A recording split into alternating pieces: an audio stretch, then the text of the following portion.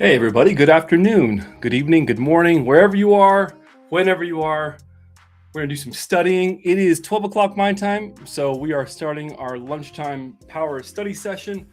If this is your first time hanging out, let me introduce myself. My name is Jesse J. I go by the Cosmic Cowboy online, and I love cybersecurity. I'm a practitioner, and I work in security operations and vulnerability management.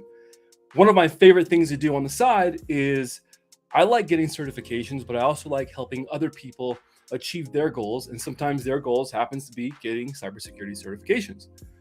I currently have a self-imposed deadline of around 30 days to get my CySA Plus certification. So myself and Tech Ricky, along with the help of others, are helping you do the same thing. But we don't just stop there. We want to help you pass your exams when it comes to CompTIA, ISC2, really any of those multiple choice type pop the bubble exams.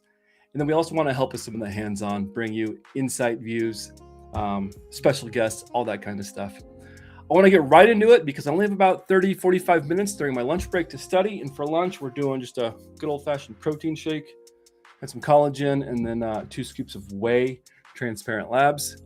Now, I'm not sponsored to say that, but I probably would. Let's get into it. Before we get started, I want to let everybody know that the Cert Plus CySA series is proudly presented by Simply Cyber's Daily Cyber Threat Brief. Whether you're trying to level up, understand the industry, find a mentor, join Dr. Jerry Ozier, his 20 years of experience, spread across multiple sectors as he breaks down the way that only an expertise analysis can of the current hot and sexy cyber threats or cyber threats, depending on who's talking and on which day.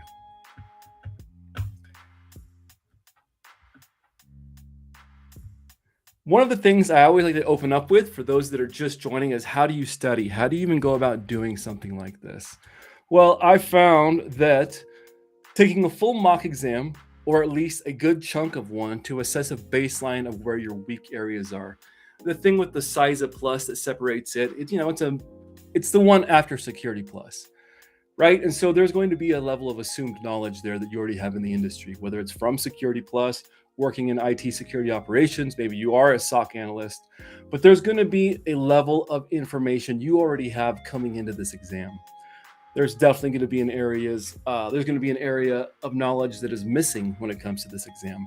And so by taking the mock exam, you identify those weak spots using multiple sources, textbooks, YouTube, whatever you need to immerse yourself in targeted study, continually quizzing yourself using flashcards, Anki cards, Pocket Prep, the official CompTIA training materials, whatever you need. And you repeat this process of targeted study and shortened lengths of repetition and memorization until you get about 90% on your practice exams. And that's typically a good indicator that you're ready to rock the real deal.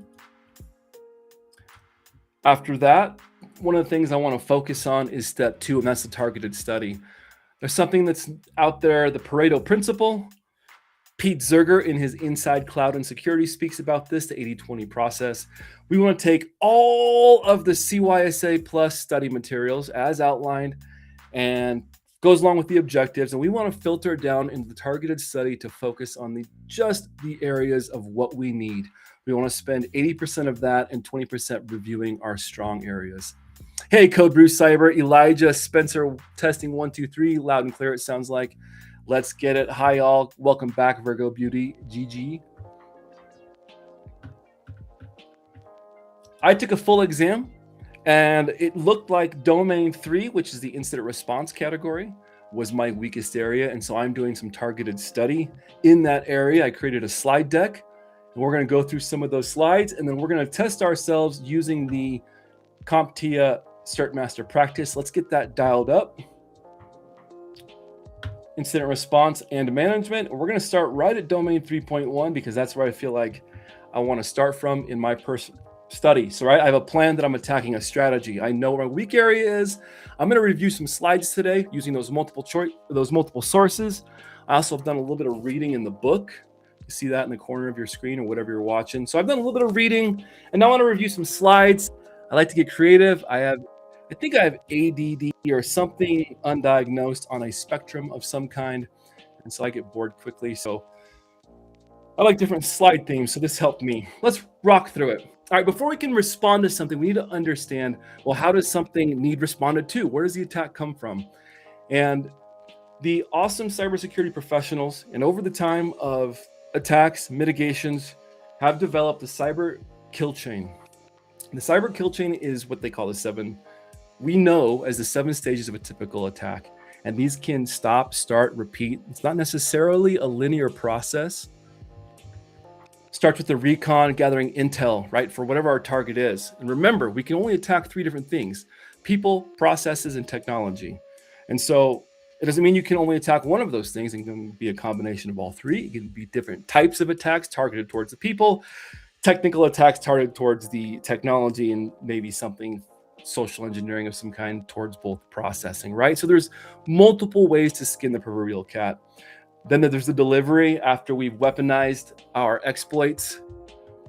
We've got the delivery. We transmit the payload to the target, right? So that might be through a phishing, that might be a link, that might be some URL obfuscation. We deliver our payload. The 4th step is we trigger the execution on the target. We run the code, whatever it is. Then our 5th is the installation. We want to establish persistence or remote access. We want to create something that keeps us in the house. You want, as a robber, you want to get into this house and you want to live there. You want to get yourself a nice cozy space, maybe in the attic or the basement. Get some take-in, right? Maybe get some takeout, some Chinese delivered. You want to establish that persistent remote access, and then you have a command and control server, a C2. You'll hear that term used a lot. A C2, a command and control server, something of a remote portal that lets you control the compromised system. And then the final step is action on objectives. This is getting the data, getting the crypto, whatever it is, whatever your goal is, right? And these can repeat at any time. Step 1, reconnaissance. This can be through passive, active.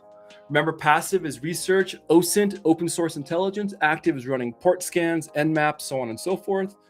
And the goal of this is to identify exploits that could be lying within our target, right? Within our environment that we want to hack, we want to get into. The second phase is the weaponization. This is building the malware. This is building the scripts. This is creating the prompts. This is the malicious documents or macros, creating the phishing lures, compromised websites, creating the URL obfuscation. Whatever your weaponization is, weaponizing it. And you're trying to pair the exploit with a delivery method. A mule of some kind, a fish, a lure, something that you can then move to stage 3 and deliver this. Maybe it's an email attachment, maybe it's a USB drive, infected website, social engineering. You've been in the business long enough, the list goes on and on. In the bottom, I like to point out some detection clues: unusual scanning or recon traffic. These are things that might pertain to some test questions. Suspicious emails, lures, or attachments, and then new delivery channels aimed at users.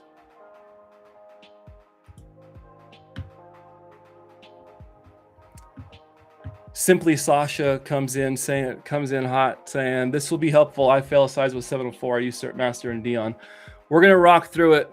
Stick with me. I've got 30 days. We're live streaming every day at 2 p.m. Eastern Standard. And then there's a long form stream with myself and Tech Ricky every Friday at 5 p.m. Eastern. And so we're going to crush from domain 1 all the way to domain 4. We're going through and we're going to crush this cert. The exploitation, step 4, moving on. The user opens the malicious link, navigates to the compromised website, whatever it is, right? We have now exploited our target. Now we want to install the malware, the RAT, right? What does RAT stand for? That's another acronym, Remote Access Trojan. Get our persistence mechanisms, scheduled tasks, cron jobs, users, things of that nature, modify registries, right? Startup items. And then finally, the command and control. This is our remote ability. Think I have compromised Sebastian, Antonio, and chat's computer.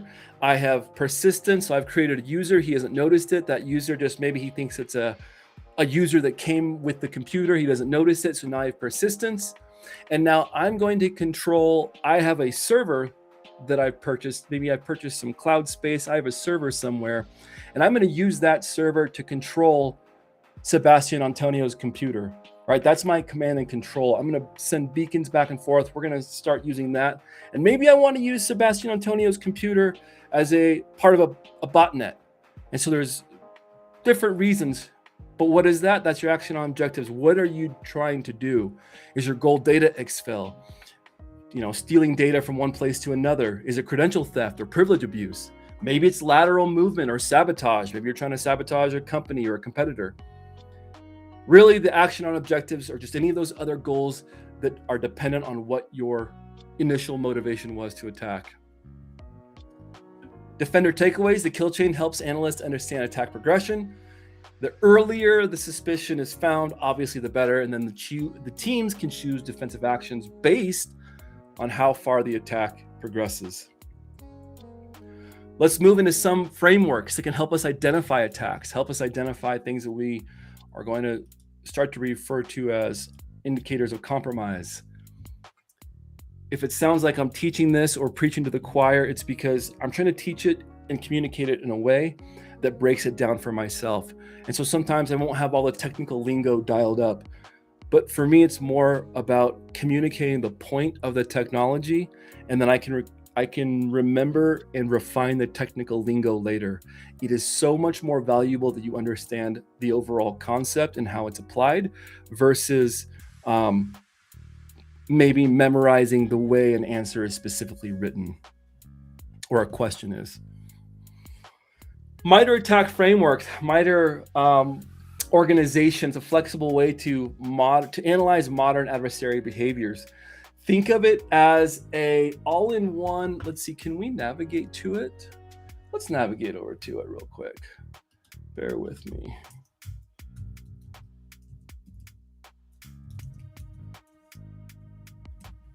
So you can see what it looks like.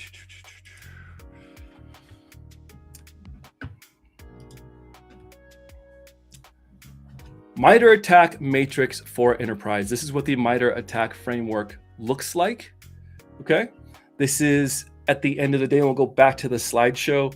This is a way that we can take our techniques, our IOCs, and we can categorize them in a way that lets us better understand a potential threat actor or a threat actor group, because it's really hard sometimes to get what we call attribution, right? To attribute who did the attack, where the attack came from, who's responsible. That attribution component can be really tricky.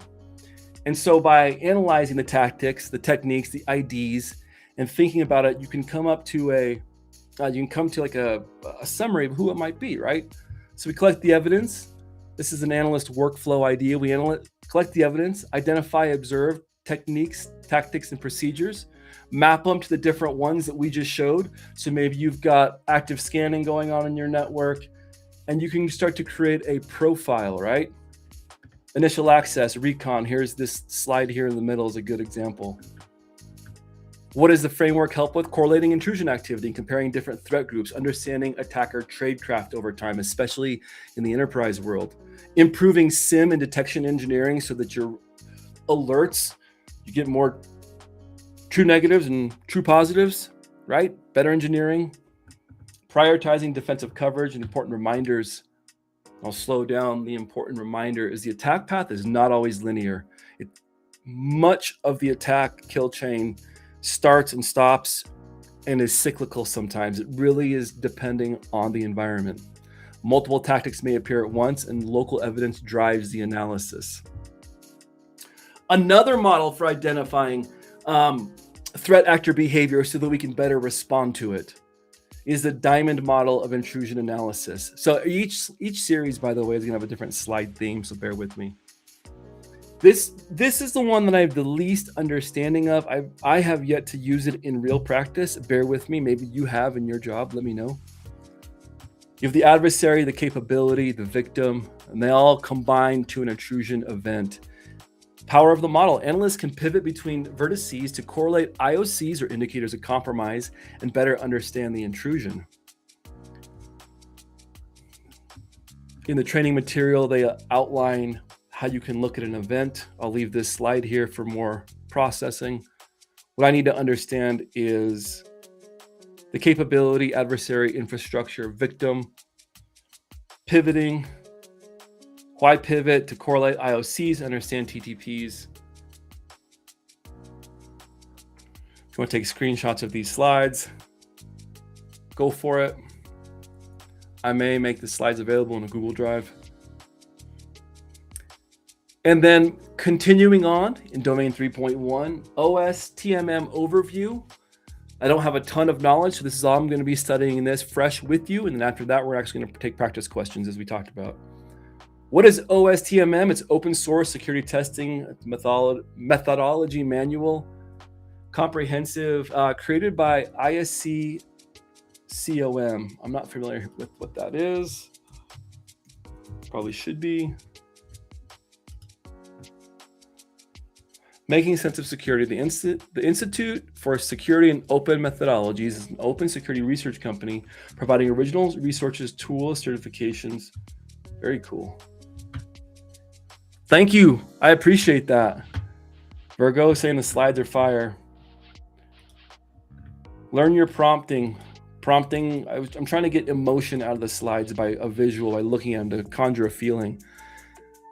On Friday, we've got some good throwback 90s corporate vintage themes that I really enjoy. All right, so let's look at it. Let's get just an overview. The study takeaway, the OS framework helps analysts test security in a structured, measurable, and repeated way. That might be a question the way it's formatted. Which one of these helps analysts, right? So that's something to note. Helps analysts test security in a structured, measurable, and repeatable way. Core analysis, security analysis, operational security metrics, trust analysis, and workflows. People and physical, human security testing, physical security testing. 3, technical testing, wireless, telecommunications, data networks, and then 4, oversight and reporting. Very common of the compliance regulations. Hashtag GRC Mafia, what's up? Here we go. Why analysts use it? To standardize methodology, consistent testing, operational value. Why does it matter to the CySA Plus? Okay. Supports structured security operations, improves analyst decision-making, and helps build disciplined testing programs. I'm interested to see how these are going to look in real time.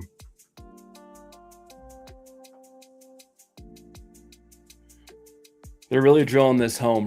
Remember, the OS helps analysts test security methodically. I've seen that word appear a couple of times. All right, we're getting near the end of our slide presentation. Here's some 90s fun for you. Incident response tools and resources. IR teams or incident response teams rely on specialized tools to detect, investigate, and manage these incidents. You've probably heard of all of these, right? SIMs, IDSs, vulnerability scanners, NetFlow analyzers, infrastructure monitoring, proxies and gateways. If any of this terminology does not sound familiar to you, pause, go back and watch either some Slay Security Plus, Professor Messer, TCM Security, Simply Cyber. Go back and learn some of these terms so that you're just speaking the same language, right? CySA Plus language.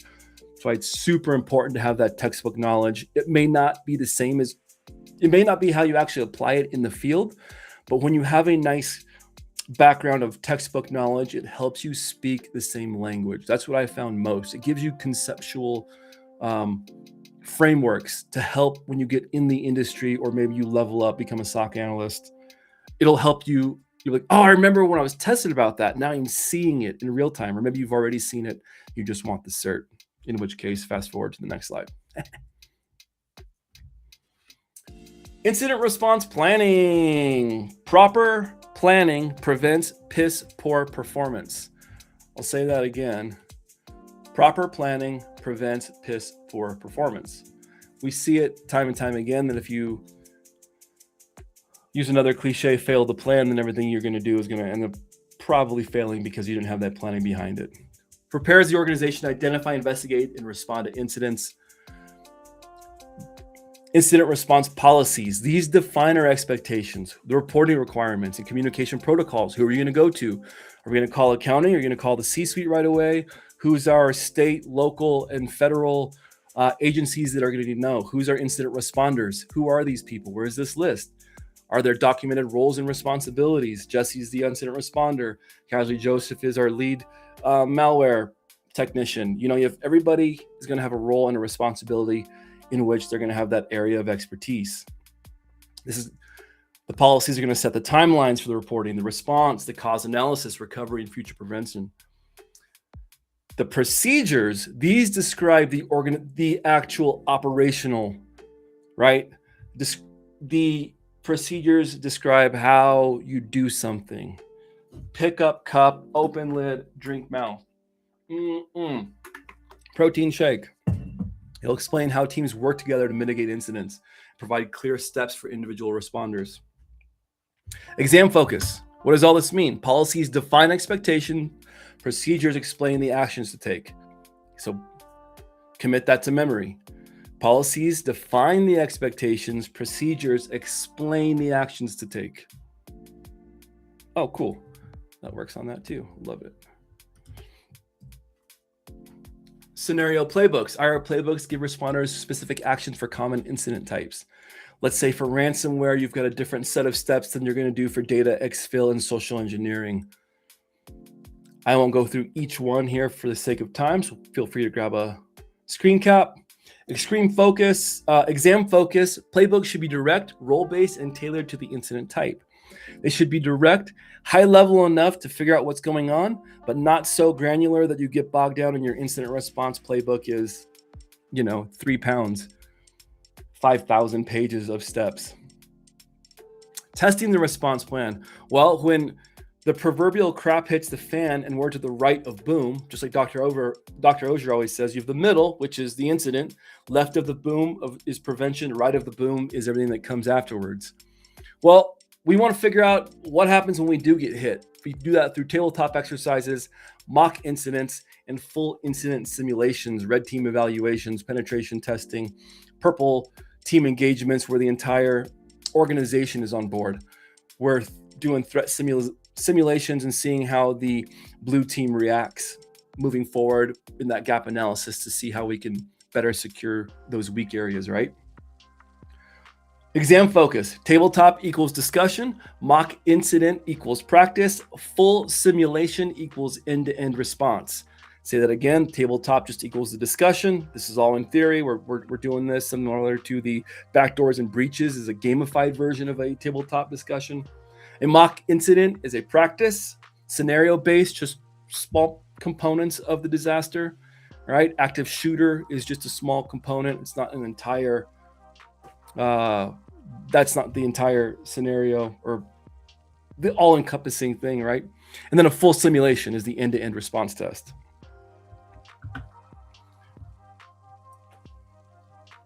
Staying in the 3.1 and 3.2 incident response planning. We talked about this. Here we go. Take another screen cap. We're going to get into this a couple of times. Here are the steps. If you don't know this already, commit this to memory because this is what the test is going to quiz you on. And this is what we're going to want to know, right? Preparation, detection and analysis, containment, eradication and recovery, and post-incident activity. First step is preparation. Build readiness before the incidents occur through system hardening, policies, procedures, tools, and communication channels. 2 is the detection and analysis. Confirm the incident. Analyze what happened, determine the scope and the severity, and alert the right stakeholders. Containment, isolate. So when you think of contain, think isolate the affected systems because we want to limit spread and reduce immediate business impact. Everything comes down to business impact. Get that drilled in your head, bottom line. First is life and limb, human. That's the first thing we protect. Right below that is money. And sometimes the lines can get blurred in the corporate world. That is no reflection of my employer, but that is just how I view things personally sometimes. The eradication and recovery, this is where we're going to remove the root cause, remediate the affected systems, and return operations to a secure state. Maybe this is a full wipe and restore. Maybe you're restoring from a known, good, and tested backup. And then there's a post-incident activity. You document the event, review what worked, what didn't, and feed improvements back into preparation. The exam focus, understand that post-incident activity is commonly called lessons learned and feeds directly into the preparation phase. Up here in the corner, I'll bring your attention. The NIST document special publication 800-61R2 describes incident response as a cycle with feedback loops. As you can see, the arrows kind of map out. We've got the preparation, the detection and analysis. We have the containment, and they all communicate with each other to come back to the preparation because we want to have that readiness set. Know the order: preparation, detection and analysis, containment, eradication and recovery, and then post-incident activity or lessons learned. How many slides do you have left? I think that's a good stopping place. We're going to go into some, we're going to continue. When we continue in the lesson, we're going to continue with incident detection and analysis. Let's go into some practice questions. Got to keep me on my toes. Is it going to let us answer it? Yes, it should. All right, here we go. A security analyst needs to identify vulnerabilities in the organization's network infrastructure. They need to understand the stages of an attack and use a comprehensive testing methodology that considers the context of vulnerabilities. Which of the following should the analyst use to effectively achieve these goals? A, the OWASP testing guide. B, the Diamond model of intrusion analysis. C, the open source security testing methodology manual. Or D, the cyber kill chain. If you know the answer to this question, feel free to drop it in chat. A security analyst, let's reread it, find out what they're asking. A security analyst needs to identify vulnerabilities within the organization's network infrastructure. I don't see anything about applications specifically, so I do not think that it's going to be the first option. They need to understand the stages of an attack and use comprehensive testing methodology that considers the context of vulnerabilities. Which of the following should the analyst use to effectively achieve these goals? Well, the open source security testing is a way to remember methodically test, validate, and report our findings. So I don't think it's A or C, which leads me to either B or D. If you think you know the answer, drop it in chat. In the chat.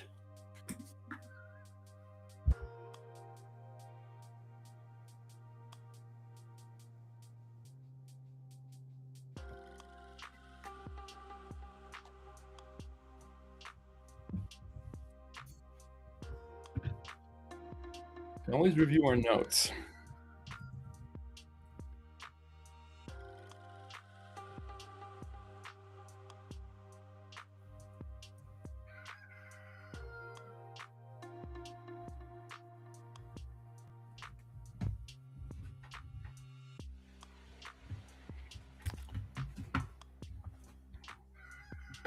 Simply Sasha's going with C, the open source testing, and we know it's not A.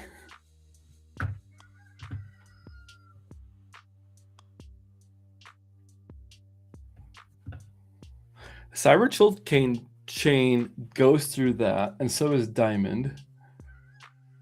I'm gonna go with B and see where we fly. Okay. We won't get feedback until we have a moment to learn. A security analyst must improve the organization's ability to detect and respond to threats targeting its system. The analyst looks in various methodologies and frameworks to better understand and identify host indicators that could suggest a compromise. What should the analyst's main focus to enhance the detection of host-based threats?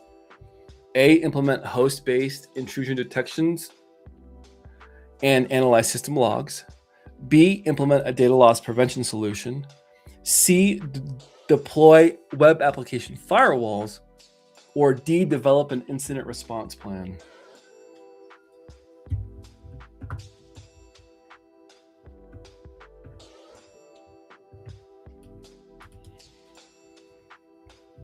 Security, okay, so we want to detect and respond to threats. Host indicators, So we know that we needed developing an incident response plan is not going to do anything to detect and respond, but it can be in a part of our plans. Web application firewalls have to do with web application. We're talking about hosts. So I do believe it's C or D. Implementing a data loss prevention solution.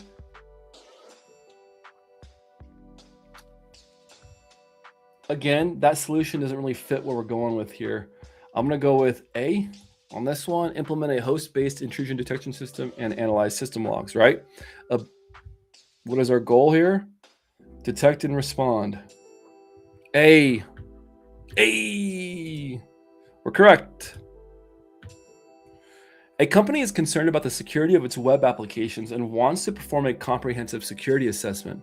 They want to ensure their applications are free from common web vulnerabilities, such as SQL injection, cross-site scripting, and cross-site request forgeries, or CSRF.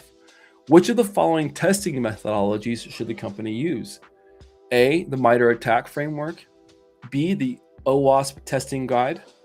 C, the open source security testing methodology manual, or D, the cyber kill chain.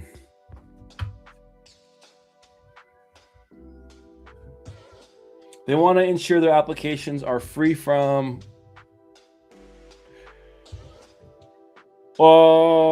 this one's pretty straightforward to me. Simply Sasha coming in hot with the right, what I believe to be also the correct answer is the OWASP testing guide. That is correct. A security analyst is working on an incident involving a web application attack. They need to refer to a certain industry standard framework to identify the stages of the attack and potential vulnerabilities the attacker exploited. Which of the following actions should the analyst take to gain insight to the incident? A, implement network segmentation. B, enforce strict password policies. C, conduct a thorough log analysis. Or D, perform a risk assessment. So a security analyst is working on an incident involving a web application attack. They need to refer to certain industry standard frameworks to identify the stages of the attack and potential vulnerabilities the attacker exploited. Which of the following actions should the analyst take to gain insight into the incident?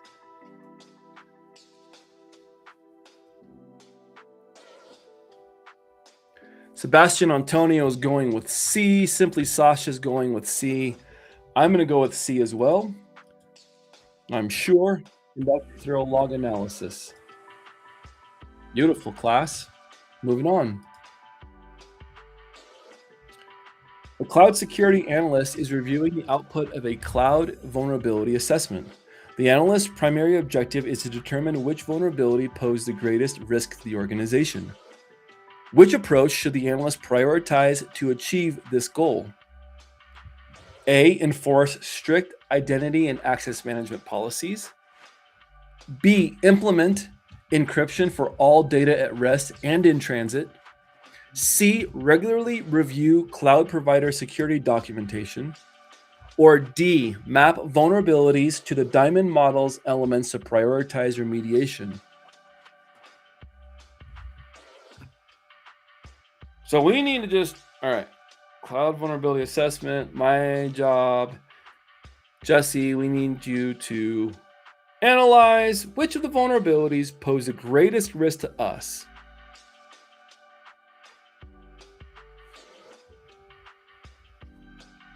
So we're analyzing. What is the goal? We're reviewing and analyzing. It doesn't ask us to prevent anything. If you notice that A and B are both actions, they're both doing something.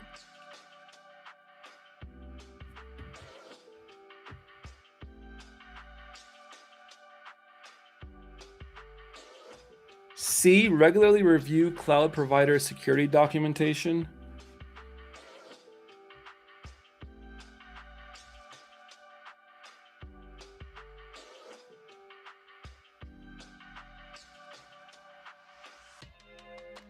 Well, we're already reviewing the security assessment, and we're already probably it sounds like this guy right here, this little guy down here, It sounds like he's on top of it and he already regularly reviews. But the diamond models elements to prioritize diamond models. I thought the diamond model had more to do with an intrusion analysis. So I guess it would be C. I'm going to go with unsure. I know you in class are sure, but I'm unsure. Okay. They're going to have us learn here in a moment.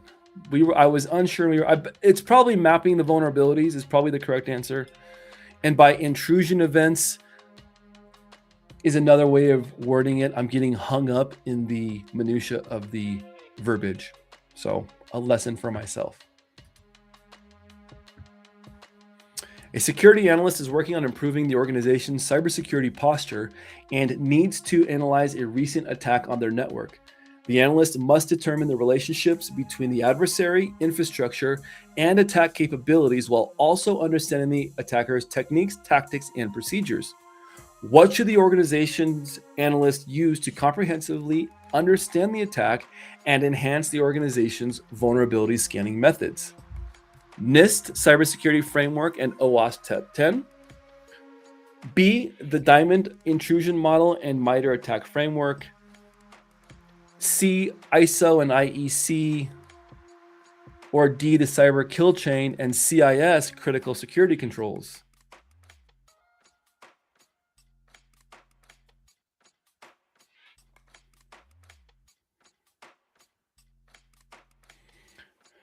Okay, the fact that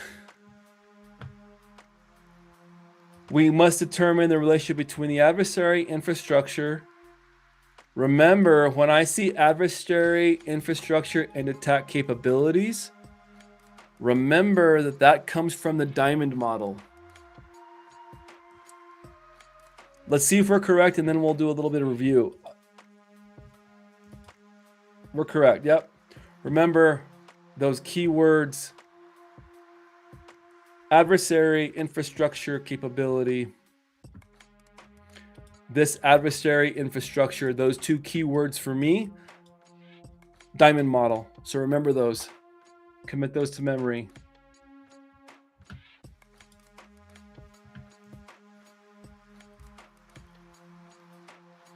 All right, team. A security analyst at a large organization is responsible for identifying active threats to the company's network.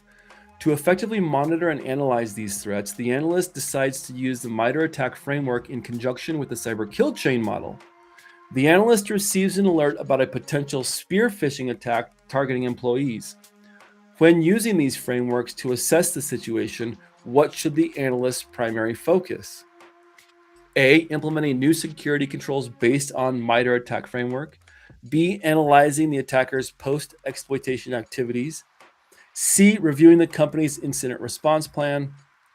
Or D, identifying the stage of the attack in the cyber kill chain.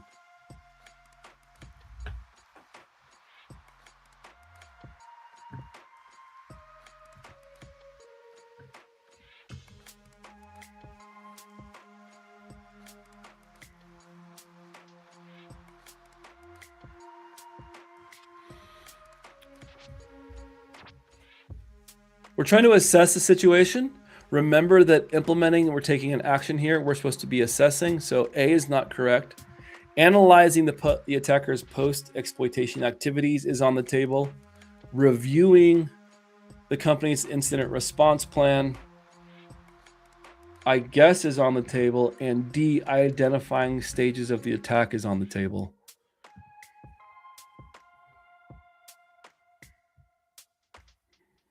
What are we going with this on this one, class? We're using a conjunction of MITRE attack and the cyber kill chain. Lockheed Martin cyber kill chain I believe it's theirs, receives an alert about a potential spear phishing attack targeting employees.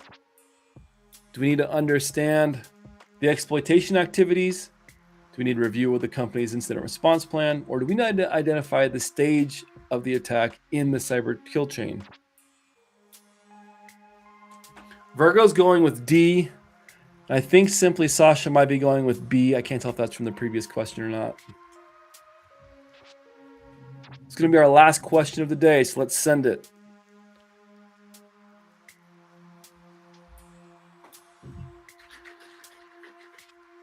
If I don't see another answer come up in chat, we're going to go with D.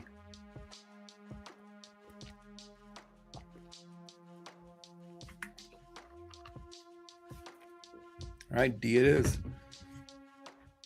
A, B, C, and D.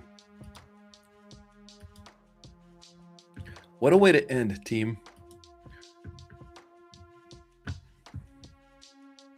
All right, ladies and gentlemen, boys and girls, you can join me tomorrow at the same time, 12 p.m. Mountain Standard, 1 p.m. Central, 2 p.m. Eastern, as we do some more deep dive into Domain 3, Incident Response and Management, in the CompTIA CYSA Plus exam. I got to get back to work. Going to grab some real food. I hope you catch us on Team Replay. If this has some value to you or to somebody you know, feel free to share. If it does not, feel free to give some constructive feedback so that we can make our education and mentorship experience even better. I hope you all have a great day. Boy, that sounded canned and rehearsed, didn't it? Well, I don't mean for it to, because I genuinely do hope everybody that's watching, whether live or on Team Replay, has a good day. Hope everyone has a really good day.